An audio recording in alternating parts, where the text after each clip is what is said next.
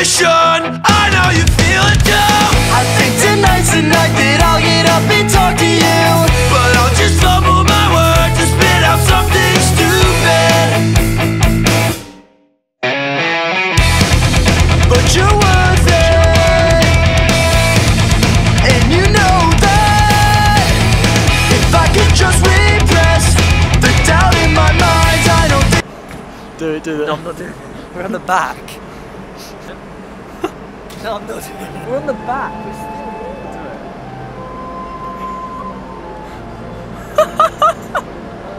You did it to Rob.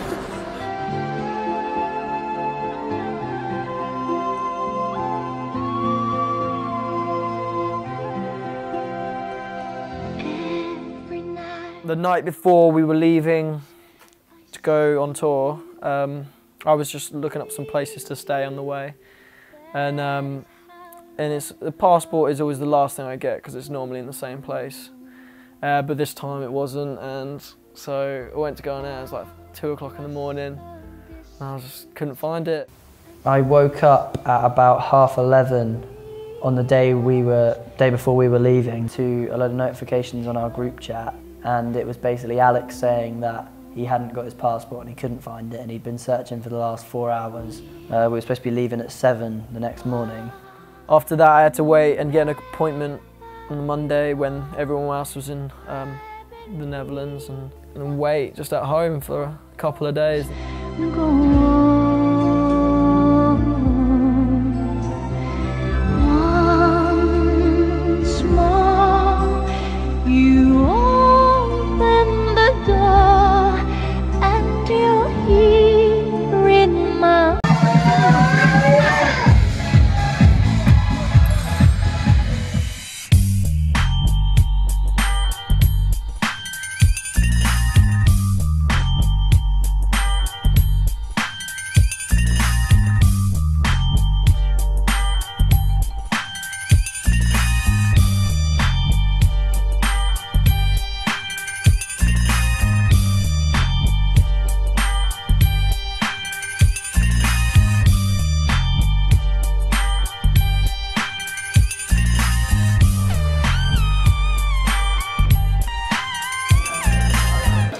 Boing, boing. Kangaroo. We're like in a kangaroo.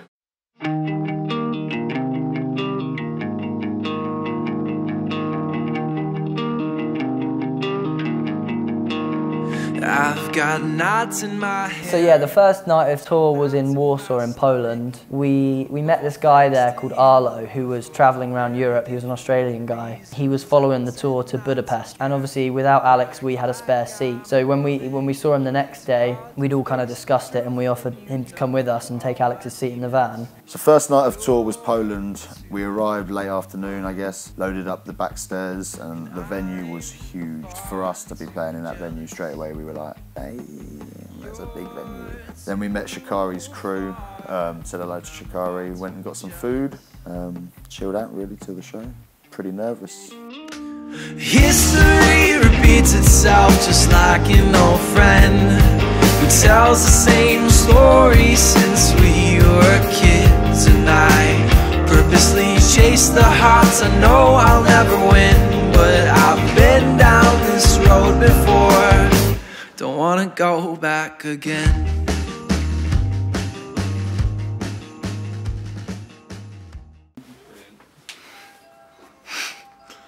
That might be the silver bell, you know. That sounds like the silver bell. Hello, may I help you? Hello, we're here to check in, please. Okay. Listen. Don't touch your friends! Don't eat nothing! Charging is now. Honestly, I'll sleep like this, I'm not changing my one. I just literally get it.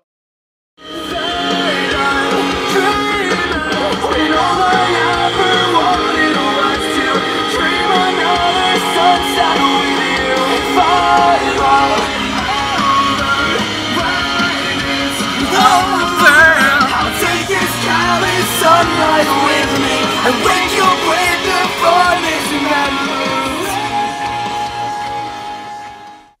You can find me drifting catch my breath, a silent struggle drowned in my apathy. So we're on day 2 of the Enter Shikari tour, but technically we're on day 5 or 6 of our tour.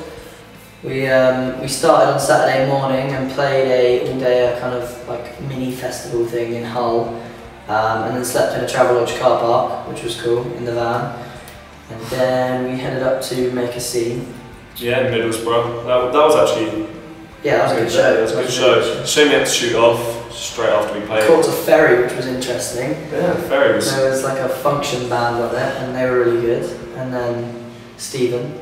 Say no more, say no more. He played the show yesterday in Poland, in Warsaw. Without Alex, because he forgot his passport. He decided not to look for it until 12 o'clock the night before we were leaving. So we're currently on tour in Europe, mainland Europe, without our lead singer. So Alex luckily has stepped in and taken, even though he sings anyway, he's just picked up the other half of the vocals. So. I picked up Alex's parts and Sam picked up a few of my parts, and to be honest, I think last night it went pretty well. Yeah, considering. Went a lot better than expected. I think I was expecting the worst, to be honest, and I think everyone held their own. So. Yeah, I think it went really well. So basically, we're just going to do the tour until he gets the passport and gets out here, which is looking like the earliest it will be is Sunday.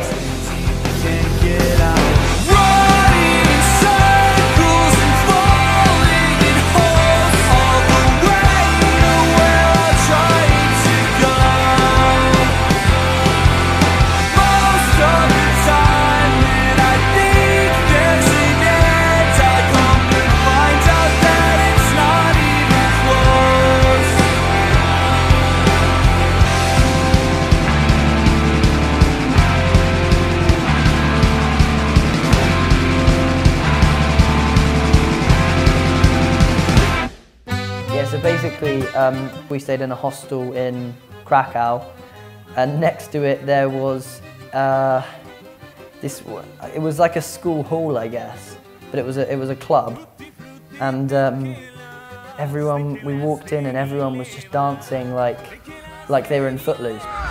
We all got we're all drinking, so we're all going up buying drinks from the bar and wandering around in this this massive, basically a school hall it looked like, of people twirling and dancing like they were crazy. This Polish, what I can only describe as a pimp, took Elliott under his wing and was like, "You come with me, I'll show you how to dance with the ladies," and told him how to dance like in Footloose. And yeah, it was just really, really weird.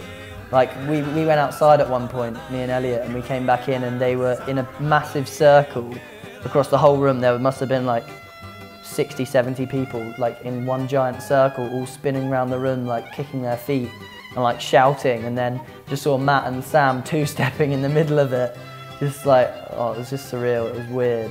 But it was so cheap as well. I got the equivalent of £10 out of the bank, and I got 2 double vodkas and then like the most food in the world the next day and still had some left. So yeah, that was probably the weirdest night of the tour, I would imagine. It was dodgy. This is waking Alex up. Drunk.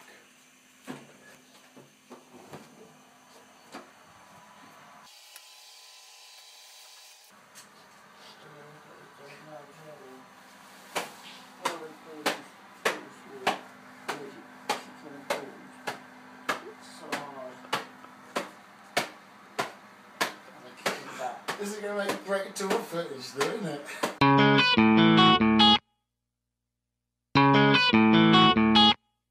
We take 3 steps forward and 3 steps back. She said, I don't like the way you're dressed. And then forwards later she takes 4 back. She said, I don't like the way you try your best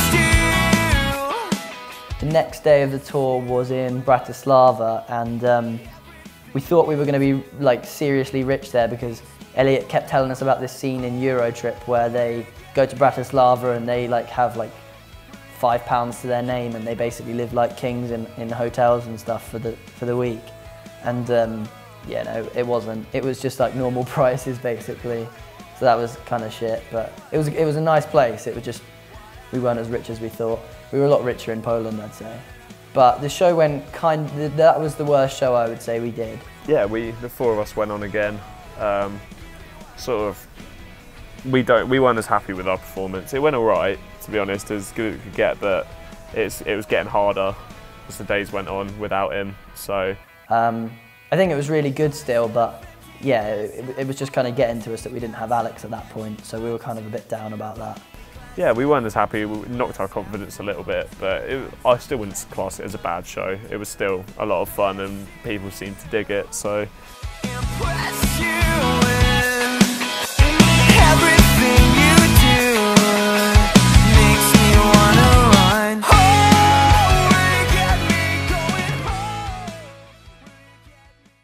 So I got a text from the passport place in the morning of the Bratislava date, and it said that it's only just been dispatched and you'll probably get it in the next couple of days. So I was like, oh mate, nah. So I text Sam saying I'm not going to be there till Bulgaria, and so he got that. He was like, that sucks. And then I was just downstairs like pretty monging out, pretty sad, and then I was walking upstairs and I saw a little cardboard like letter on the floor, and I was like, nah, it's not, is it?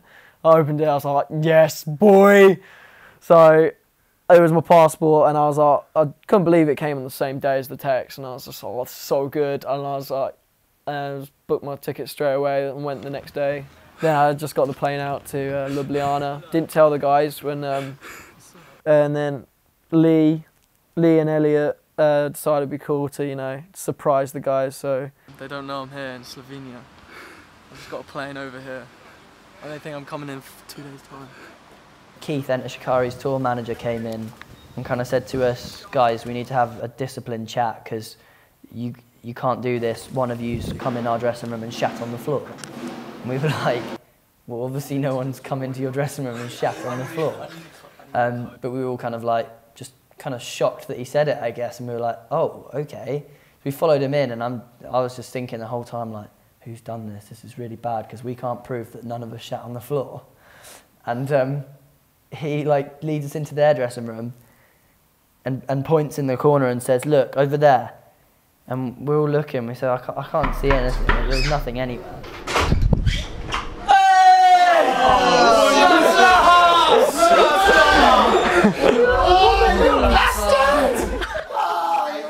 And then Alex comes running out of the toilet and surprised us. And so, you know, it was great. We were all kind of down at that point, and then Keith shouting about someone shitting on the floor just topped it all off. And then Alex comes running out of the dressing room and hugs us all. And it was cool because we could then go and sound check and we could play with him that night. So it just became a lot better, and we were all a bit happier. And everyone got a bit emotional, I think, when he turned up. So, but yeah, it was great. It was good to see him again.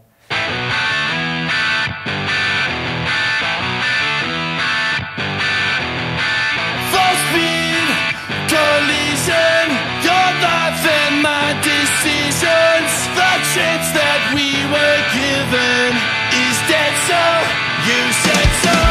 I'm dying, you're living by reckless decisions, unwanted, unforgiven.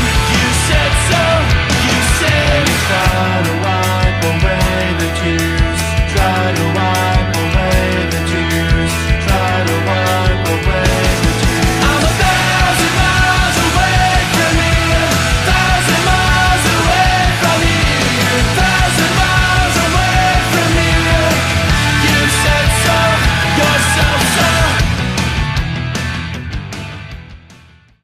The next day of the tour was in Budapest, and we played on a boat on the river, which was sick. I said to Lee, like, I'm going to surprise the guys, but they've also got someone in the van that they're taking around with them, just like, you know, giving them a lift everywhere.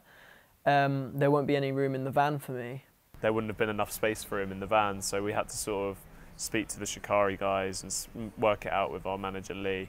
And then Lee was just like, we'll sort it out when we get there. So that night they were like, okay, so we got to actually take Arlo, who was with them, we got to take him to the next place, which was in Hungary. And so Lee was like, mate, you just got to stay on the Shikari tour bus, and I was like, hard life. It was sick. It was the best night's sleep ever on tour.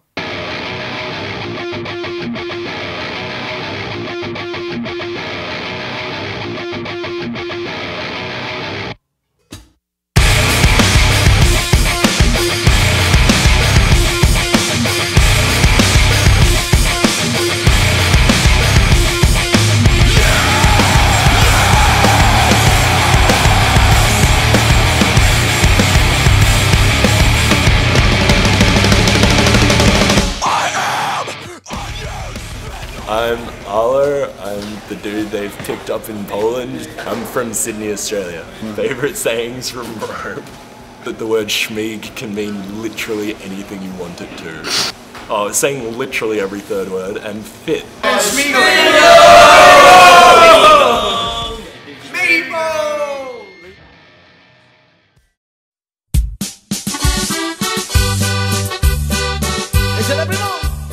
So we woke up in Budapest and we had a relatively long drive to Bulgaria through Serbia.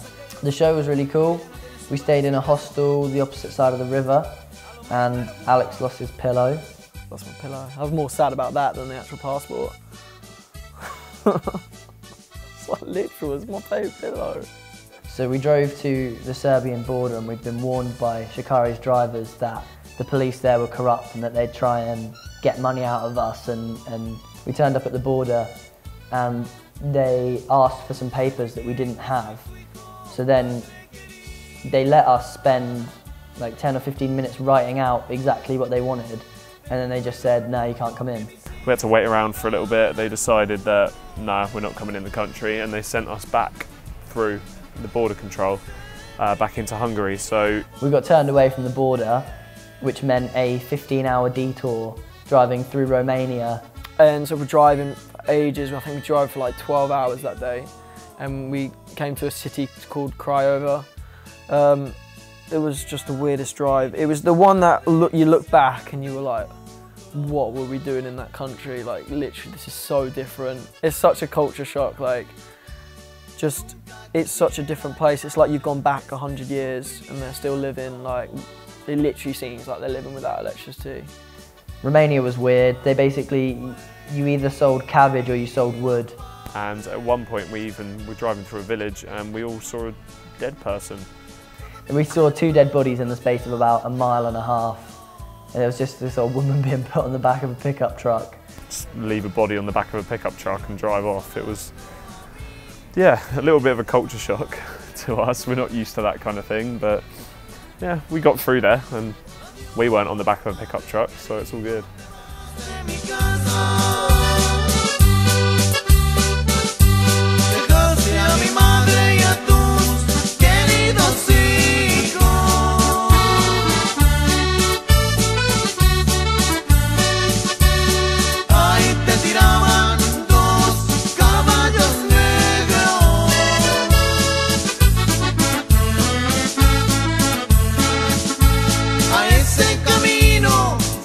Cabbage and wood. I'm going to sum up Romania in 2 words. Cabbage. You either sell cabbage or you sell wood. That's not 2 words. Fit 2 words, man. Cabbage, wood.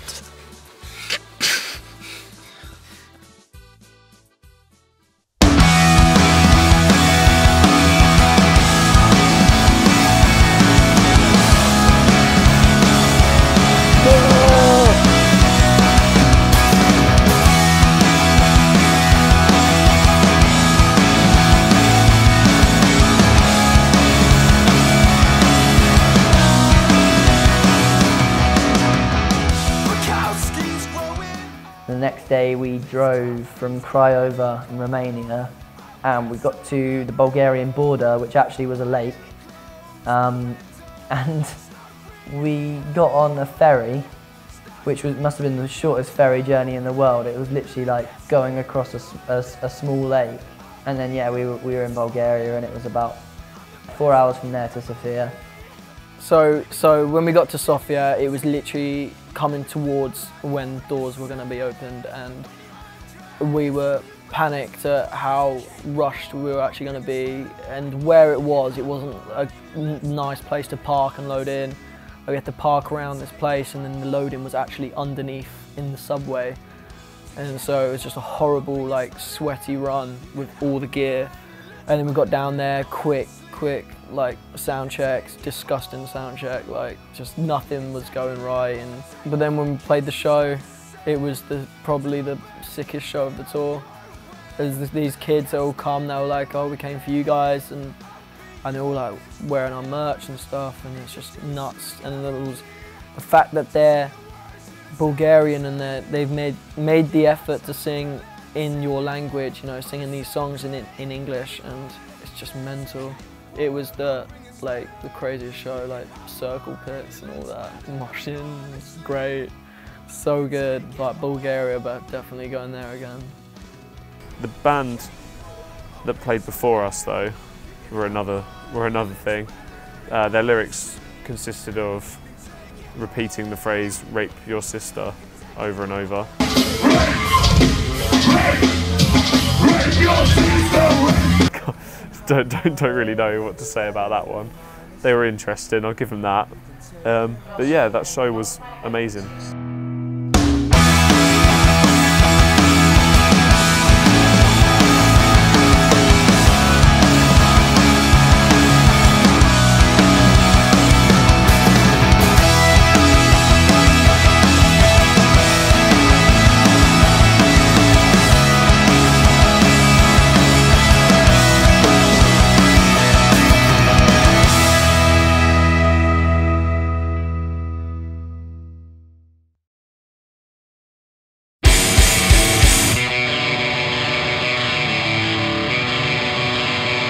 Our next day of tour was Istanbul in Turkey, which we thought was quite excited for that show because Turkey's a hot country, so we were like, yeah, it's going to be chillaxing. So that was all well and good until we tried to get there, which proved difficult. Driving through Istanbul, we didn't quite realise how difficult that would be. So essentially they just had no concept of how the roads work. Like there'd be 4 legal lanes, but you know, obviously they don't have 6 cars in those 4 lanes. Roundabouts, doesn't matter. Turn-ins, turn when you want, pull out when you want. Pedestrians just cross whenever they want. If it's car pulling, they walk in front of you, don't stop. And we thought, what is this venue going to be? We're driving through these back streets for about an hour trying to get about half a mile. And we just thought, I can't see this being any good. This is going to be a nightmare. And then after me nearly crying, having a mental breakdown about the drive, got to the venue and it was just the sickest venue. Like just such a modern, like done up, nice venue. They were like, what do you want to eat? We're gonna get you some food, and the promoter, and we were like, okay, well it's time to try some kebabs from, you know, Turkey. So he got some kebabs, it was so good. It was really good, and then we all filled ourselves up before the show, as we always do, make that mistake. But it was so good. Can you remember what I said? So the lights are off and we're alone again. Another voice that you forget. But now I think I'm better off alone without you.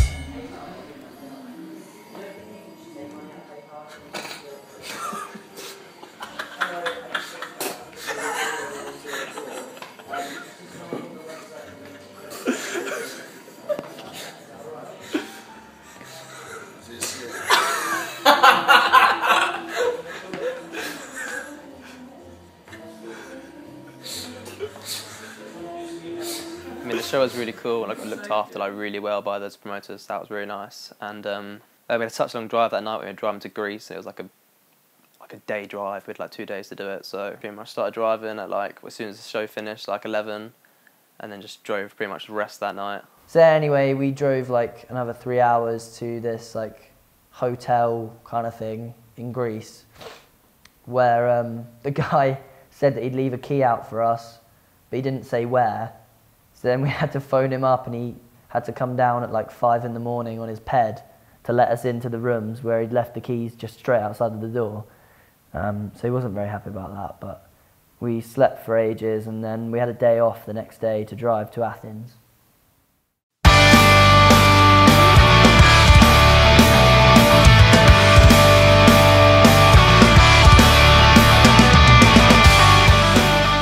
The next day was a travel day when we were driving to Greece. After such a long night of driving, we thought, oh, let's just get this over and done with. And then just started smashing out the drive. But we managed to stop in some cool, like, scenic areas on the way, which was nice. So we drove down the coast to Athens, drove past Mount Olympus, which was cool. And yeah, eventually we got to Athens, we got to our hotel. All right, so we checked into our hotel in Athens. It was a gorgeous place, like right on the coast. And it was I think our hotel was the tallest hotel, and we had a pool and bar at the top, and it was just so nice. And we just run up to the rooftop of the hotel, and the pool was closed. That was nearly it. That nearly finished us off. But we sat at the bar, and Charlie met some old war vet who was just drunk out of his head, and we just left him there with him. We didn't really want to deal with him, and Charlie ended up staying there for about 3 hours. The others went off and chilled on the roof having a few drinks, and I just stood there listening to him ramble shit for hours.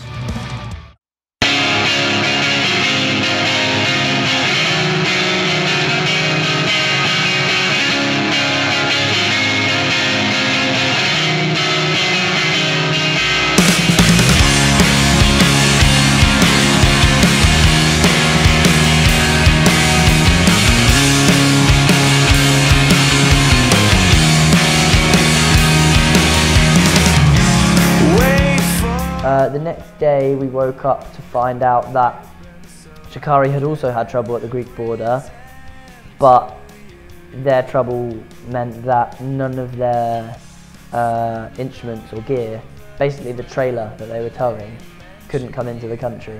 And that had our merch on it, that had all of their instruments, all of their backdrop, all of their computers and rigs and everything basically.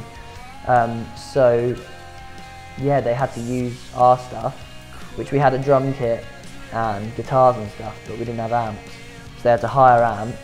And everyone was just stressing out, like Shikari was stressing out, or their crew was stressing out, because they just had none of their gear. Like everyone was so unprepared, never knew what was going to happen. Like, so through the help of their crew, they all got sorted that they'll be using our equipment, and we didn't know how it was going to work, because you know they had all their synths and stuff that they needed to use. Oh, it was just a mess. But then it ended up being such a good show. Like probably one of my favourite shows of that tour.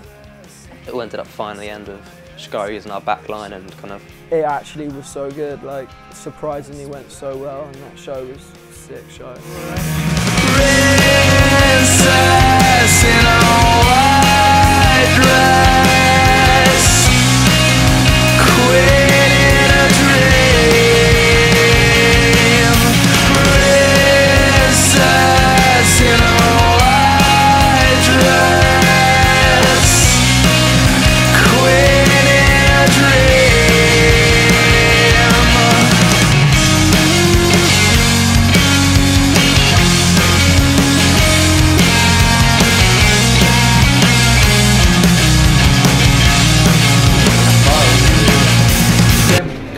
Here we have, once again, Rider Schmeek in his natural habitat.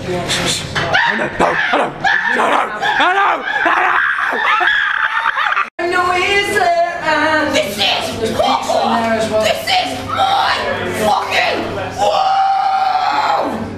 Nah. So we went and said our goodbyes to Shikari, and then we went back to the hotel to get some sleep for the next day.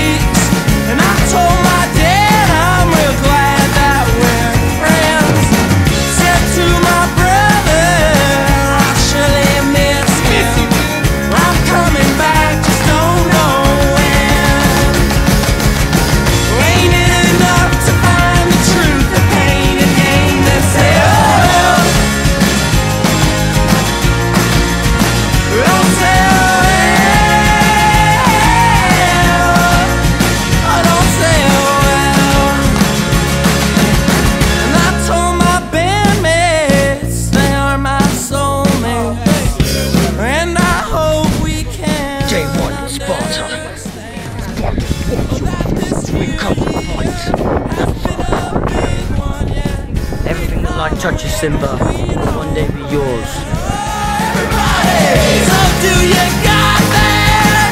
A sweet devotion, or will you follow? The dreaded animal of the West, the top knot.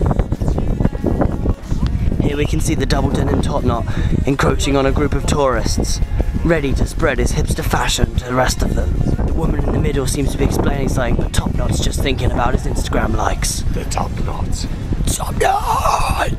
We must stop it now, before he realises we're here and tries to get us in on his fashion from Top Man. Here we see the Muller corner. This is where the Greeks store all their oikos yogurt. Obviously you need a lot. Put it in fucking everything, don't you?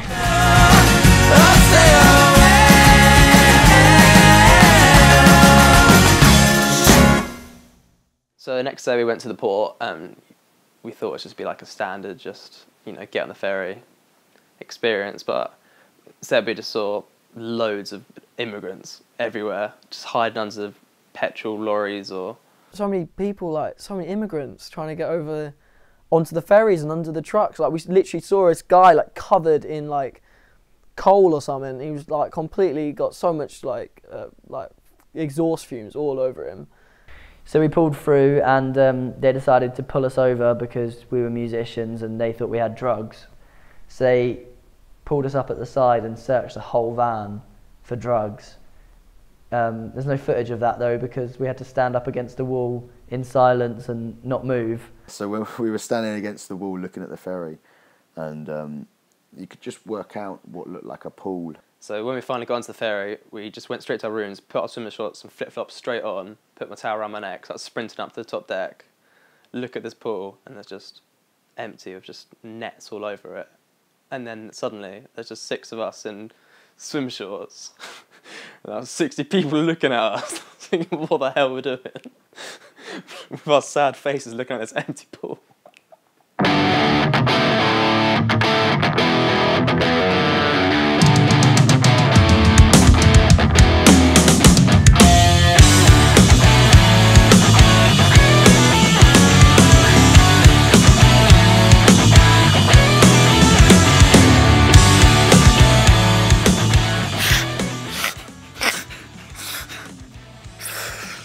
So after that disappointment, we went out for dinner and paid about €11 for some cooked pasta. And we managed to convince Costello that his spaghetti bolognese was chicken. They probably don't know this is a big problem. Chicken on tour is not. He's not happy about it, he wants to avoid it at all costs, and he sat there and then for a good 5 minutes he thought we was eating chicken bolognese. Alright, and then we got dinner, really expensive dinner, and then we just decided to have a chilled one, watch the film. We stayed up and watched The Imposter, which was a really good film. Then we went back to our room, watched The Imposter, which you haven't seen yet, it's such a good film. I just don't understand how anyone's family couldn't think that their son, that their 16-year-old blonde son is a 26-year-old dark-haired man, but whatever. So we just chilled out that night, then went to bed and pretty much slept for about 14 hours straight. Well, that's what we thought we were going to do anyway, but unfortunately, about 8:30 AM.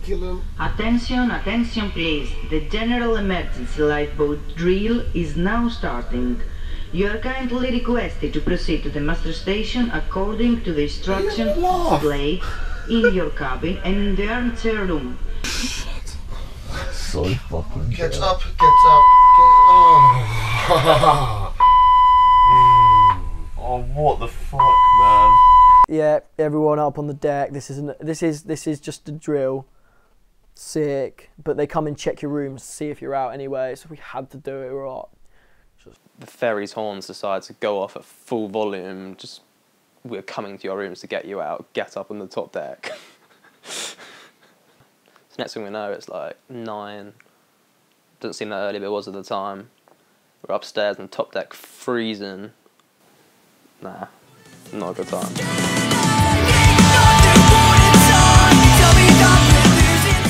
At like 6 o'clock we got to Ancona and we were going to drive to Milan and stay there.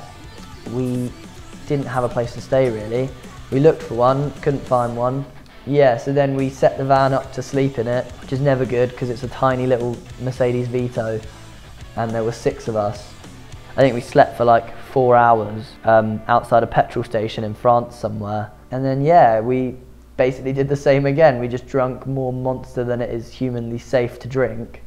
And we drove the whole of France in a day, got to the port, got on the train and managed to get home.